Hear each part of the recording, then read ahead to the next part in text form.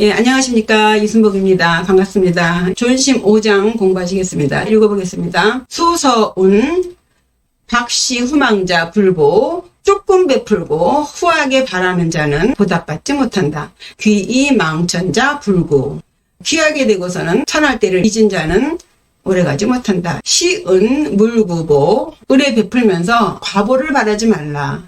여인 물추회 다른 사람에게 주고서 추후에 후회하지 말아라. 이 소서라고 하면은요, 강태공이 쓴 태공병법서예요. 이 황석공이 장량에게 주었다는 비결책인데요. 병서책이에요. 장량이 자기의 모든 돈을 다 털어서 진시황을 죽이려고 했는데 실패를 하자 이제 도망자 신세가 돼서 여기저기 이렇게 다니다가 겨우 몸을 숨겨서 살고 있는데 하루는 다리를 지나가고 있는데 이제 어떤 누추한 노인이 장량이 지나가니까 자기 신발 한 짝을 다리 밑으로 집어던지고서는 저 신발 주워다 달라고 했죠. 장량은 왕족입니다. 자기가 아무리 지금 도망자 신세가 됐다 하더라도 그 출신이 왕족인데 어디서 지금 누추한 노인이 자기에게 신발을 가져와라 마라 하니까 좀 그러겠죠.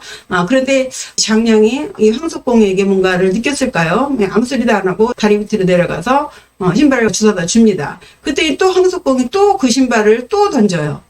그러면서 또 주워오라 그래요. 그러니까 장량이 또 갔다가 주워다 주죠. 그렇게 한 두세 번을 하고 나니까 황석공이가 너는 내가 가르칠 만하구나. 그러니까 마음이 되어 있나 테스트를 해보는 거죠. 사람이 좋을 때는 다 좋지 않습니까? 근데 상대가 전혀 비상식적인 일을 행했을 때 그때의 그 사람의 태도를 보면 알 수 있는 거죠. 승가에서도 이런 일들이 많이 내려오고 있어요. 황석공이 하는 말로 장량을 테스트한 것이죠. 어쨌든 장량이 암소리 안 하고 이제 공손하게 갖다 주고 하니까 황석공이 내가 너에게 줄 책이 있다 이제 이러면서 몇 월 며칠 몇 시에 여기 나와라 그랬어요. 그래서 장량이 신기하기도 하고 뭐 딱히 할 일도 없고 하니까 이제 그 시간에 나갔다고 합니다. 나갔더니 이 황석공이 벌써 와서 기다리고 있는 거예요. 그러면서 젊은 사람이 이렇게 게을러서야 뭐 어쩌고 하면서 그러더니 또 다시 몇 월 며칠 몇 시에 다시 나와라 그래요. 그러니 어떡하겠습니까? 뭐 도대체 이상한 거죠. 예, 이왕 뭐 벌어진 거 어디 한번 갈 때까지 가보자 하고 몇 월 며칠 몇 시에 이제 조금 일찍 나갔습니다. 그랬더니 또 벌써 나와가지고 도저히 안 되겠군 막 이러면서 야단을 치면서 다시 몇 월 며칠 몇 시에 나와라 이제 그러더래요. 그래서 이제 그냥 그 전날부터 가서 앉아있을 때예요. 그랬더니 황석공이가 제 시간에 오더니만 이 태공병법서를 주면서 이것을 10년 공부해라. 그러면은 네가 큰 역할을 할 것이다. 이제 이렇게 했어요. 근데 단순히 병법서만 전하진 않았을 거예요. 그 중국에서 그 내려오는 그 이야기로 이 강태공이 신선이 됐다고 하거든요. 그러니까 황석공도 그 라인일 것이고요. 그런 공부 비법을 또 장량에게 이 병법사와 함께 주었을 것이라고 이제 짐작을 합니다.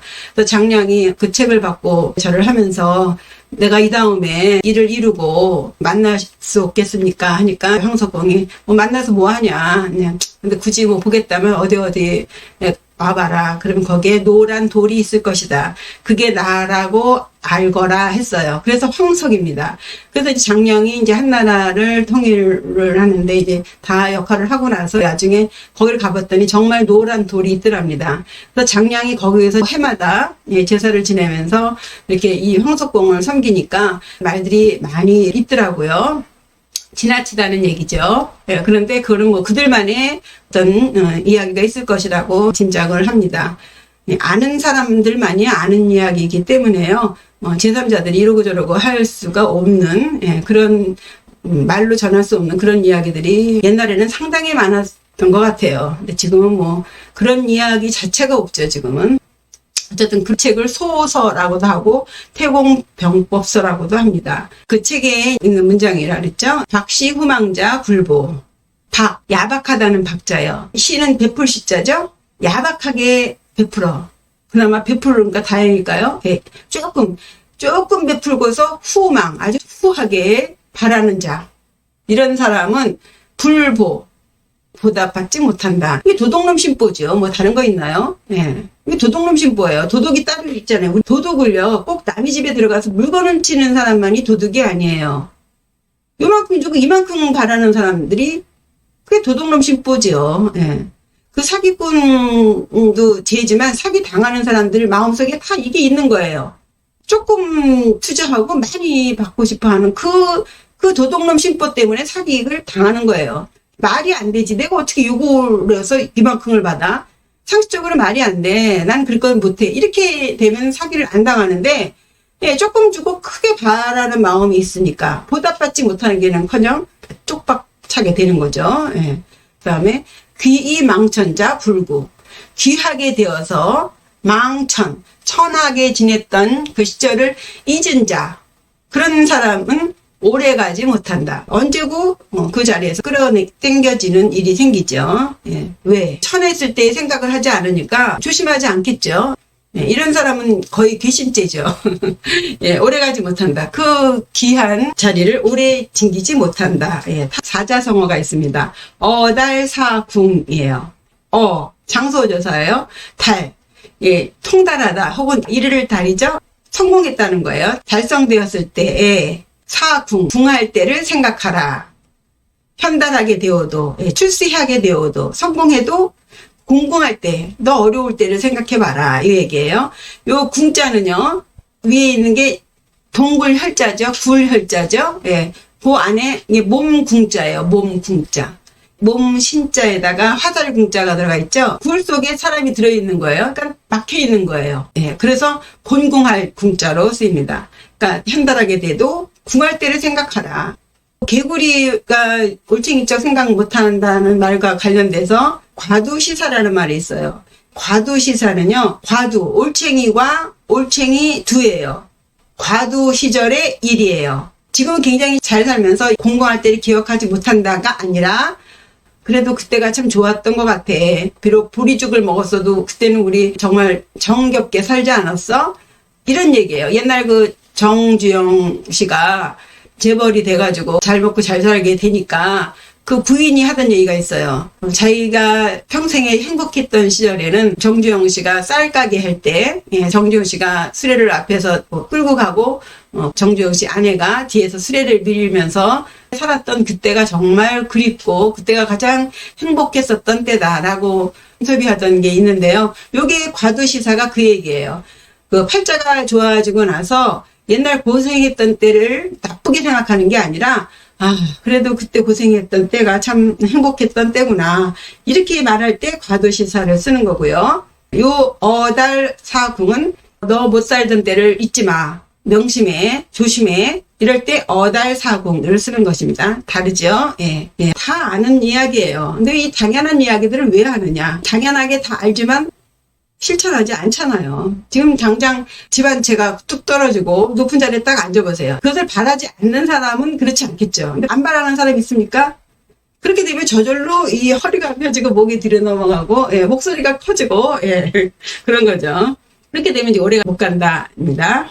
다음 문장 보시겠습니다. 시은 물구보. 베풀시예요. 시주하다 그러죠. 베풀시. 은혜를 베풀다. 말물, 금지사 물자예요. 구할 구, 보답할 보자예요. 시은, 은혜를 베풀되, 뭐하지 말아라. 구보, 보답받을 것을 바라지 말아라. 은혜 베풀면서 내가 이거 해주면 나한테 뭘 해주겠지? 이런 마음 갖지 말아라예요. 그 다음에 여인 물추해. 여기서는 함께 여자가 아니라 줄 여자입니다. 여인, 다른 사람에게 주고서 말물, 추는 쫓을 추죠. 쫓아갈 추예요. 후의 회자예요. 추후에 이런 말 있죠. 추후라는 것은 그 일이 지나간 나중을 추후라고 하거든요. 그런 식이에요. 추후에 후회하지 말아라요. 지나가고 난 다음에 후회하지 말아라. 주고 나서 후회하지 말아라. 그거 괜히 줬네. 줄 때는 몰랐는데 주고 나니까 굉장히 후회스러운가 보죠. 이게요. 주는 사람한테 하는 얘기예요. 은혜를 베풀되 보답받을 건 생각하지 말아라. 하지만요, 그 받은 사람은요, 꼭 갚아야 되는 거예요. 꼭 갚아야 됩니다. 이 남에게 주는 것도 버릇이에요. 이 받는 것도 습관이고요. 받아 버릇한 사람들은요, 받을 줄만 알아요. 준 사람들은 상관없어요. 주고서 잊어버려도 상관없어요. 근데 이 받은 사람은 빚이에요. 빚. 절대로 남에게 받는 것을 좋아할 건 없어요. 하지만요, 받아서 맛이 아니고 줘서 맛이 아니라, 근데 주고받는 게 정의이기 때문에, 뭐 내가 5만 원 썼더니 걔도 5만 원 썼더라. 뭐 똑같은데 뭐하러 그 주고받아? 귀찮게. 이건 아니에요. 정이에요, 정. 그러면서 좋은 인연이 맺혀지는 값입니다. 때문에 주고받는 것은 아주 중요해요. 인간관계에 있어서. 그런데 주고 나서 받을 거 생각하지 말라고 그랬으니까 안 줘도 돼. 이건 아니에요. 주는 사람이 돼야 돼요. 받으려고 생각은 안 해도 되지만 줘야 돼요. 그러면 받은 사람은요, 꼭 줘야 됩니다. 안 그러면 이자 붙여서 갚아야 돼요. 다음 생에. 8가지 보시 공덕이 있어요. 준다고 무조건 좋은 게 아니죠. 아무거나 받아서도 안 되지만 아무한테나 아무렇게나 줘도 안 되는 겁니다. 때 아닌 때 보시하지 말라. 때에 맞춰서 줘요. 더러운 것을 보시하지 마라. 나 필요하지 않은 거라든가, 예, 깨끗지 않은 것. 주고서 욕먹어. 그리고 남을 시켜서 보시하지 말라. 이거 중요합니다. 배달사고 나요. 배달사고. 직접 줘야 돼요. 물건 주는 게 다가 아니잖아요. 내 마음을 주는 거예요. 내 정성을 주는 거기 때문에 직접 줘야 돼요. 그 물건 없어서 뭐 못 사는 건가요? 아니잖아요. 직접 줘야 돼요. 그런데 요즘 뭐 코로나도 있고요. 그리고 이제 택배 문화가 너무 잘 돼 있어서 뚝뚝뚝뚝 해가지고 오죽하면 택배 일하는 분들이 고생을 많이 한다고 하는데, 예, 남 시켜서 보시하지 말라. 근본적인 취지가 다르죠. 그 다음에 교회나 절에다가 보시할 때 자기의 큰 원을 세우죠. 교회 가서 절에 가서 뭐 좀 해달라고 좀 하지 마세요. 그 부처님이나 하느님은 그런 일 하는 분들 아니에요. 예, 그 다음에 여기 또 다른 의미에서의 과보예요. 예, 과보를 바라지 말라. 이게 무주상보시를 얘기하는 거예요. 정성을 바치라는 것이지 그걸 주고서 백가를 바라지 말라. 무주상보시. 머무를 주자예요. 네. 주상. 머무는 상이 없이 보시하라. 말하자면, 내가 얼마 줬어. 그러니까 너도 얼마 나에게 줘. 그러니까, 내가 누구에게 줬어. 내가 줬잖아. 왜 안 줘? 뭐 이런 식으로 나라는 상에 매이지 않고 베풀어라. 무주상보시. 그 다음에 천상의 날 마음으로 보시하지 말라. 그 다음에 어리석은 복전에 보시하지 말라. 절이 다 절이 아니고요. 교회가 다 교회가 아닙니다. 아무데나 가서 보시하지 마세요. 뱀이 먹으면 독이 되고 그 얘기 아시죠? 예. 쓸데없이 교회를 크게 만들거나 쓸데없이 절을 크게 만들거나 하지 마세요. 아무데나 복전하지 마시고 잘 선택해서 복전을 주셔야죠. 그것이 인연을 맺는 거거든요. 예. 내가 1,000원을 보시하든 10,000원을 보시하든, 예, 그것이 제대로 쓰였을 때 10,000원이 그 이상의 값이 되는 것이죠. 그렇지 않을 경우에는 그 10,000원이 오히려 화로 오는 거예요. 예, 그러니까 복전을 잘 보셔야 되고요. 나만을 위해 보시하지 말아라. 뭐 다 자기만을 위해서 보시하는 거 아닙니까? 어느 정도 수양이 되어야 사람들이 보이는 거죠. 내 코가 석자인데 누구를 볼 수 있겠습니까? 그죠? 예, 그러니까 참 마음 수양이 따라야 되는 이야기예요. 잘 하셔야겠습니다. 요 무주상보시와 관련해서 이야기가 있습니다. 옛날에 영암에서 그 나주로 가는 길목에 영암천이라고 있었답니다. 요게 영암천인데요. 요 영암천이 비가 오면은 사람들이 이제 건너가지를 못해서 이제 꼼짝 못하고 그랬는가 봐요. 요 영암천 근처에 이제 주막이 하나 있었대요. 근데 그 주막에 그 나이든 주모하고 이제 허드렛 일을 하는 어린 그 고아 아이가 덕진이라는 여자아이가 있었는데 하루는 4월 초파일 날 덕진이가 그 어머니 아버지 명복을 빌기 위해서 새벽같이 월출산에 있는 도갑사에 가서 부모님을 위해서 기도를 드리러 갔었는가 봐요. 4월 초파일 되면은 길에 단을 펴고 설법자리를 만드는 그것을 야단법석이라 그래요. 요즘은 옛날같이 않죠. 절도 이렇게 야단법석이 나는데 덕진이가 삐집고 들어가서 스님 설법을 듣는데 스님이 하시는 말씀이 좋은 복전을 만들어야 된다. 복밭을 만들어야 된다. 부모님 은혜에 보답하고 가난한 사람에게 선행을 베풀고 불법승 삼보에 공양하고 뭐 이런 식으로 이제 좋은 법문을 하셨겠죠. 그러면서 무주상 보시를 말씀을 하셨어요. 베풀되 베풀었다는 상을 하지 말아라. 주고 잊어버려라. 과보를 바라지 말아라. 살아생전에 베풀게 되면 저승에 가면 곳간에 재물이 쌓이게 된다. 이런 말씀을 하셨나 봐요. 어린 덕진이가 그걸 아주 이렇게 심각하게 들었나 봅니다. 그래서 이제 주막으로 다시 돌아와서 생활을 하는데 하루는 비가 엄청 내리던 날이었어요. 손님이 왔는데 비가 와서 홍수가 나가지고 비를 쫄딱 맞고 영암천 건너갈 수 없게 됐다. 지금 중요한 일이 있는데 건너가지 못하니 큰일 났다. 하더래요. 그래서 그 말을 들으면서 덕진이가 거기다가 다리를 놓으면 참 좋겠네 라는 생각을 하게 된 거예요. 다리를 놓으려면 300냥 정도가 든다고 해요. 덕진이가 여기서 번 돈을 모아서 다리를 놔야 되겠다 생각을 합니다. 그래서 항아리 하나를 갖다 놓고 그때부터 돈을 모으기 시작을 해서 이게 가득 차면 그걸로 다리를 만들어야지 이렇게 원을 세웠답니다. 근데 항아리가 너무 큰지 10년을 벌었더니 겨우 바닥을 깔 정도였대요. 주말 그 집에서 설거지나 하면서 허드렛 일을 하면서 그 버는 돈이 얼마나 되겠습니까? 세월이 흘러서 주모가 죽으니까 덕진이가 이제 주막을 하게 됐는데 그렇게 다리를 놓으려고 노심초사 하면서도 배고픈 사람 오면은 공짜로 밥을 주고 잘 곳이 없는 사람한테는 아랫목을 내주고 아픈 사람은 치료해주고 그리고 물에 빠진 사람은 또 구해주고 돈 없는 사람은 노잣돈을 주고 이런 식으로 일을 하니 이게 항아리가 채워지기가 어렵죠.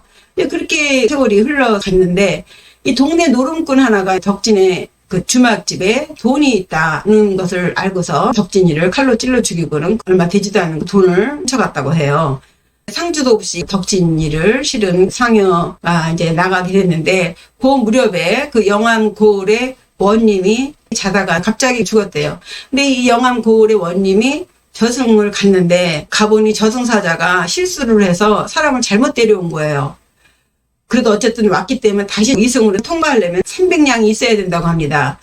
그렇다고 300냥을 원님 보고 내놓고 가려는 거예요. 그러니까 원님이 난 돈이 없습니다 하니까 저승에는 각각의 창고가 있다. 창고 가면 너의 돈이 있을 것이다 하면서 그 저승사자가 이 원님을 데리고 창고로 갔어요. 갔더니만 그 속에 달랑 볏짚 한 단만 있더라는 거예요. 그래서 이게 뭐냐 하니까 살아생전에 이 원님은 평생의 유일한 보시가 볏짚 한 단 준 거였다고 합니다. 여기 볏짚 한 단이 없으니 어떻게 해요? 지금 300냥을 내놓고 이승으로 다시 와야 되는데 큰일 났죠. 저승사자가 하는 말이 방법이 없는 건 아니다. 뭔가요? 했더니 당신 그 같은 동네에 덕진이라고 하는 여자가 죽어서 왔는데 그 덕진이라는 사람의 그 창고가 아주 엄청 재물이 많다. 예, 그렇게 많으니까 덕진에게 300냥을 빌려라 했습니다. 할 수가 없어서 원님이 덕진한테 300냥을 꿔가지고 다시 이승으로 돌아왔습니다. 그래서 이승으로 돌아와서 그 덕진이라는 여자가 누군가를 찾으러 다녔겠죠. 그랬더니 사람들이 덕진이라는 사람에 대해서 다 입을 모아서 칭찬을 하더라는 겁니다. 거지가 찾아와도 그냥 돌려보내는 일이 없고 무료로 숙식을 제공해주고 노잣돈까지 주고 그러면서 노름꾼한테 강도당한 일에 대해서 막 저마다 다 분노를 하면서 그놈을 잡아야겠다고 다들 그렇게 얘기를 하더래요. 원님이 이런저런 반성을 많이 하겠죠. 자기가 배우고 있는 사람은 이렇게 살아서 저승에 볏짚 한 단만 있는데 이 술집에 주모가 저승국간에 많이 있는 것을 보고 느끼는 바가 있었겠죠. 그날 밤 잠을 자는데 방에 갑자기 하얀 소복을 입고 어떤 여인이 나타나더래요. 그러면서 나는 여기서 한 10리쯤 가면 그곳에서 그 주막을 하던 여인이다 하니까 이제 원님이 내가 자네에게 돈 300냥을 빌었으니 어떻게 돌려줄 수 있겠는가 하니까 이 덕진이가 자기 양친 부모님을 위해서 다리를 하나 만들려고 했는데 결국은 그것을 이루지 못하고 이렇게 죽어왔다. 그러니 나에게 갚을 300냥으로 그 다리를 좀 놔주고 그 노름꾼을 꼭 잡아서 처벌해 달라. 그러면은 그 원님 빚도 다 탕감될 것입니다. 하고서는 큰절을 하고 물러났다고 합니다. 잠에서 깨어난 원님이 덕진이가 시키는 대로 그 노름꾼을 잡고 그리고 이제 그 자백도 받고 원님이 고향 잔답을 다 처분해서 300냥을 들여서 그 영암천에 다리를 놓고 했답니다. 그러면서 이 원님이 평생 그 덕진 여인을 그 부모처럼 생각하면서 때 되면은 제사도 했답니다. 다시 해보겠습니다. 박씨 후망자 불고 귀이 망천자 불구 조금 베풀면서 많이 바라는 자는 보답받지 못하고 귀하게 되어서 천하게 살던 때를 잊은 자는 오래가지 못한다. 시은 물구보 여인 물추회 의뢰 베풀면서 과보를 바라지 말라. 다른 사람에게 주고서 추후에 후회하지 말아라. 이 정도로 존심 5장 끝내겠습니다. 모두들 안녕히 계십시오. 감사합니다.